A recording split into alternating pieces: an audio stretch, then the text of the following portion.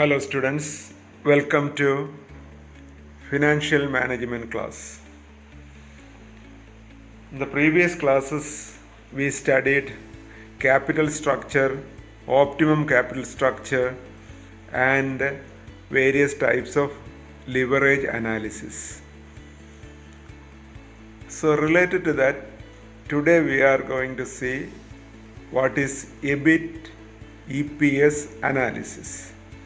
EBIT EPS analysis is a technique used to determine the optimum capital structure in which the value of earnings per share or EPS has the highest amount for a given amount of earnings before interest and tax or EBIT. In other words, the objective of EBIT EPS analysis is to determine the effect of using different sources of financing on EPS.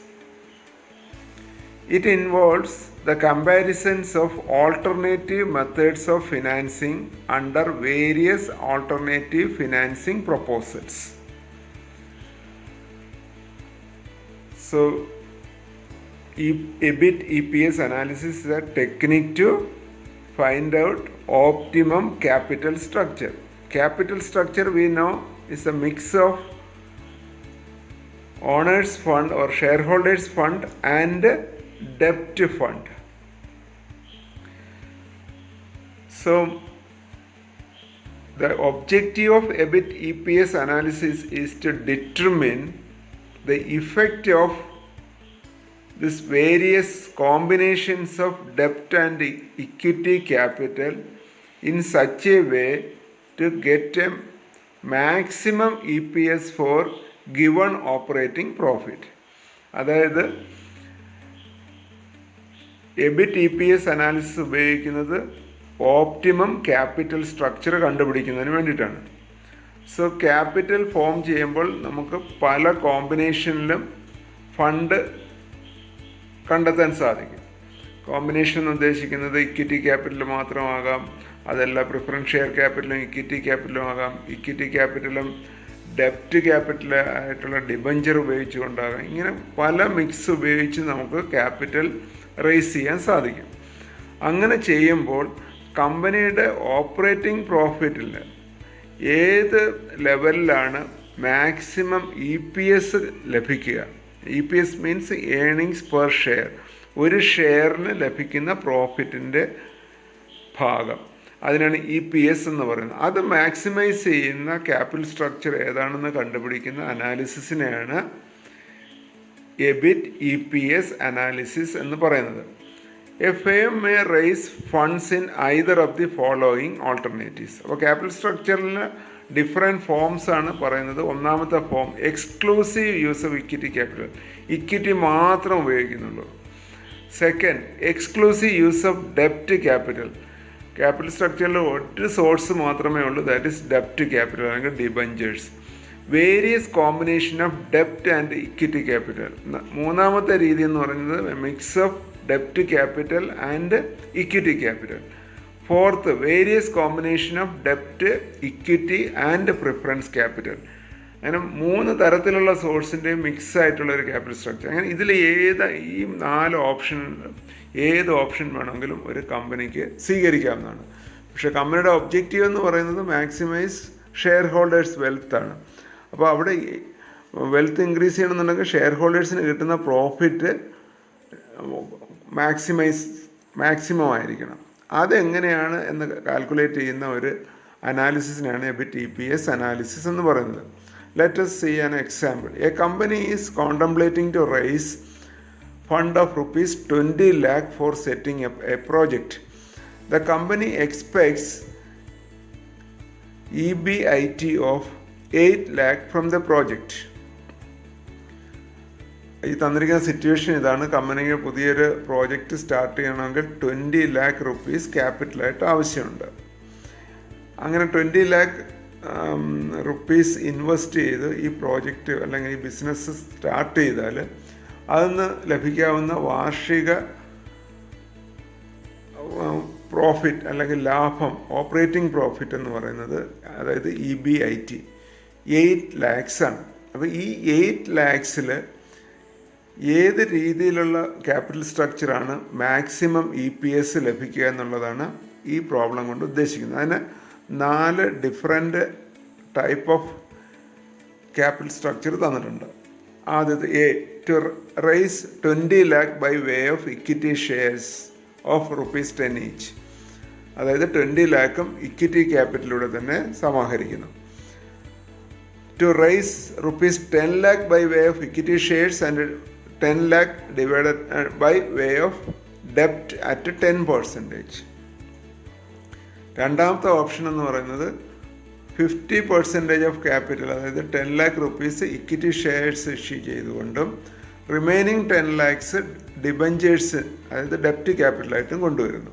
മൂന്നാമത്തെ option to rice 6 lakh by way of equity capital and rest ₹14 lakh by way of preference shares at the rate of 14%.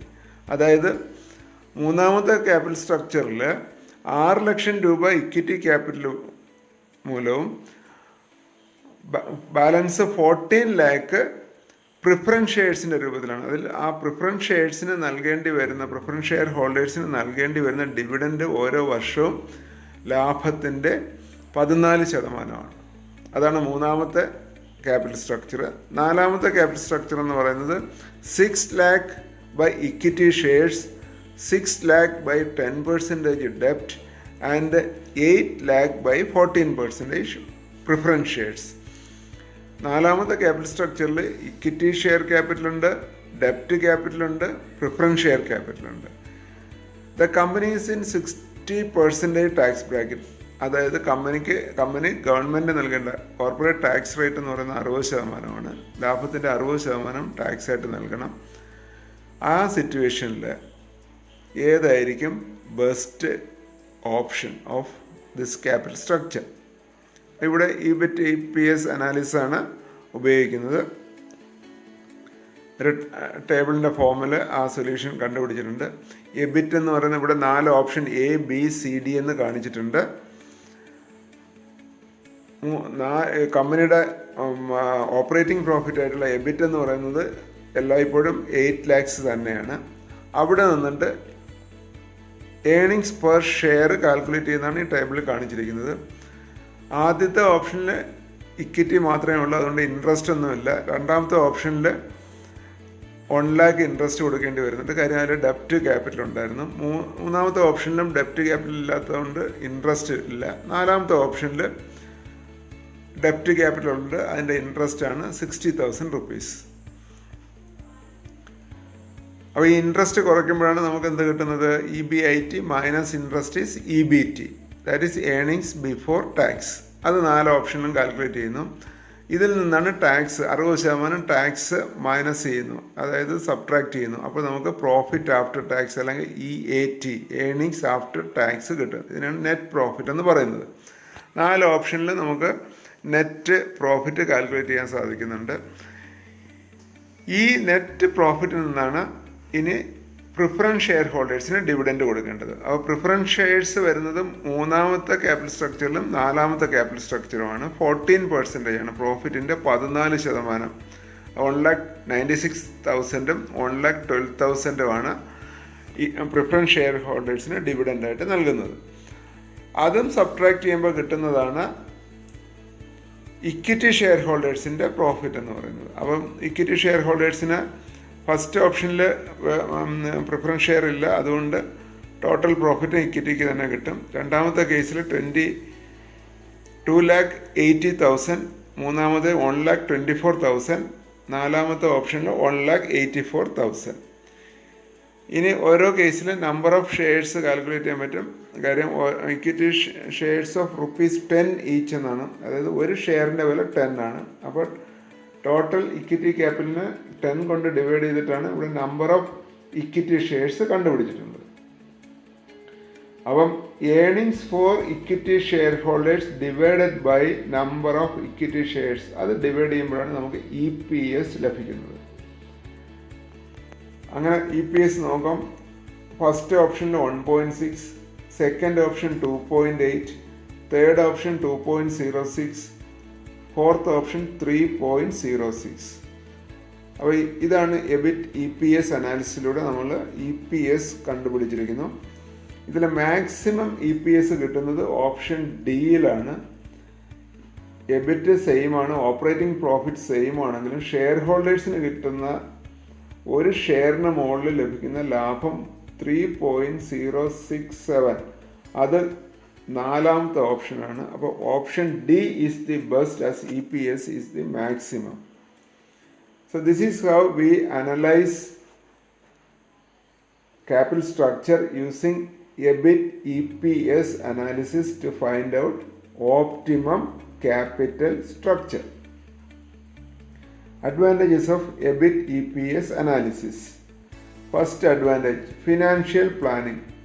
It evaluates the alternatives and find the level of EBIT that maximizes EPS. EBIT EPS അനാലിസിസിൻ്റെ first advantage എന്ന് പറയുന്നത് ഇത് financial പ്ലാനിങ്ങിന് ഹെൽപ്ഫുള്ളാണ്. അതായത് different capital structure ഉപയോഗിച്ചുകൊണ്ട് ഒരു different operating profit കിട്ടുന്ന സമയത്ത് ഏതിലാണ് EPS മാക്സിമം എന്ന് അനലൈസ് ചെയ്ത് ക്യാപിറ്റൽ സ്ട്രക്ചർ ഓപ്റ്റിമം ആണോ എന്ന് ഉറപ്പാക്കാൻ സാധിക്കുന്നു. That is financial planning. Second advantage is comparative analysis. EBIT EPS analysis is useful in evaluating relative efficiency of departments, product lines and markets. ഓരോ ബിസിനസ് ഓപ്പർച്യൂണിറ്റിയുടെയും അതുപോലെ തന്നെ ഓരോ പ്രോഡക്റ്റ് ലൈനിൻ്റെയും ഡിപ്പാർട്ട്മെൻറ്റിൻ്റെയൊക്കെ പെർഫോമൻസിനെ കമ്പയർ ചെയ്യാനായിട്ട് EBIT EPS അനാലിസിസ് സഹായിക്കുന്നു. Performance evaluation. This analysis is useful in comparative evaluation of performance of various sources of funds.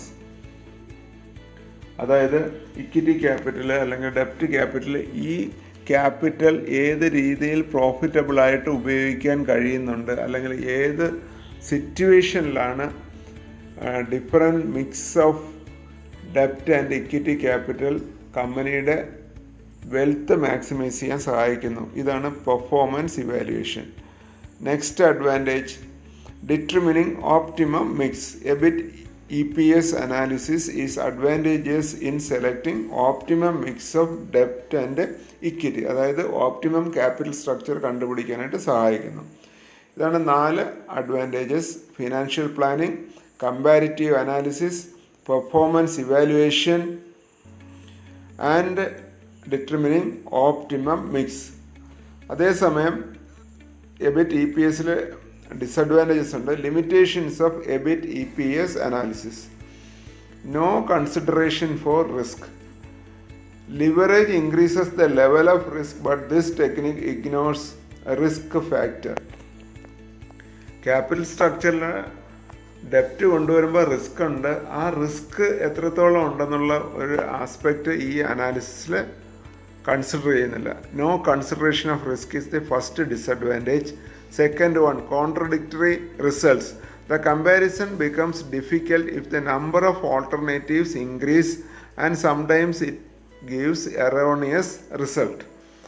അപ്പോൾ capital സ്ട്രക്ചറിൽ അല്ലെങ്കിൽ ആ മിക്സിൻ്റെ ഓപ്ഷൻസ് കൂടുന്തോറും മിസ്റ്റേക്കുകൾ വരാനുള്ള സാധ്യത കൂടുന്നു. അതാണ് കോൺട്രഡിക്ടറി റിസൾട്ട് ആണ് second limitation. Third limitation, over capitalization. This analysis cannot determine the state of over capitalization of a firm. അതായത് അൺയൂട്ടിലൈസ്ഡ് ആയിട്ടുള്ള ക്യാപിറ്റൽ വരുന്നുണ്ടോ എന്നുള്ളത് മനസ്സിലാക്കാൻ ഈ അനാലിസിസ് സഹായിക്കുന്നില്ല. So over capitalisation is the third disadvantage of EBIT EPS analysis. ലാസ്റ്റായിട്ട് നമുക്ക് പഠിക്കാനുള്ളത് എബിറ്റ് EPS അനാലിസിസിലെ ഒരു ഇമ്പോർട്ടൻറ്റ് പോയിൻ്റ് ആണ്. അതിന് ഇൻഡിഫറൻസ് പോയിൻ്റ് എന്നാണ് പറയുന്നത്. Indifference point refers to the EBIT level at which EPS is same for 2 alternative financial plans. ഒരു particular amount of operating profit അല്ലെങ്കിൽ എബിറ്റിൽ ഡിഫറെൻറ്റ് ക്യാപിറ്റൽ സ്ട്രക്ചേഴ്സ് ഉപയോഗിച്ചാലും കിട്ടുന്ന EPS സെയിം ആയിരിക്കും. different capital structure gives same EPS at a particular level of EBIT. ആ പോയിന്റിന് പറയുന്ന പേരാണ് indifference point. According to JC Van Hoom, indifference point refers to EBIT level at which EPS remains the same irrespective of debt equity mix. ഡെപ്റ്റ് equity മിക്സിനെയാണ് capital structure എന്ന് പറയുന്നത്. Different capital സ്ട്രക്ചറിൽ ഒരു പർട്ടിക്കുലർ ഓപ്പറേറ്റിംഗ് പ്രോഫിറ്റിന് അല്ലെങ്കിൽ ഒരു particular EBITയിൽ നമ്മൾ ഏതൊക്കെ തരം ക്യാപിറ്റൽ സ്ട്രക്ചർ പരീക്ഷിച്ചാലും ലഭിക്കുന്ന EPS, ഓണേഴ്സിന് കിട്ടുന്ന EPS സെയിം ആയിരിക്കും. ആ ലെവൽ ഓഫ് EBITക്ക് പറയുന്ന പേരാണ് indifference point. Indifference point is the cutoff level of EBIT below which financial leverage is disadvantageous. Financial leverage വരുന്നതെന്ന് പറഞ്ഞാൽ capital structure ഡെപ്റ്റ് ഉള്ളപ്പോഴാണ്.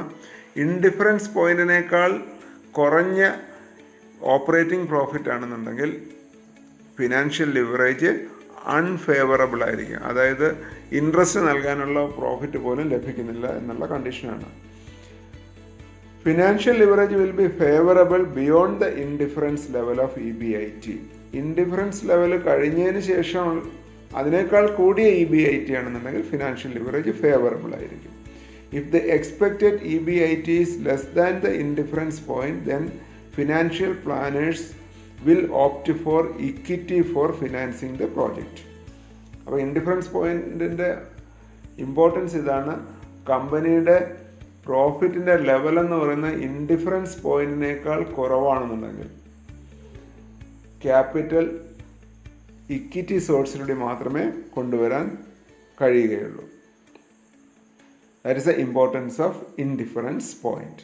So indifference point refers to the EBIT level at which EPS is same for different alternative capital structure. With this, let us conclude today's discussion. Thank you.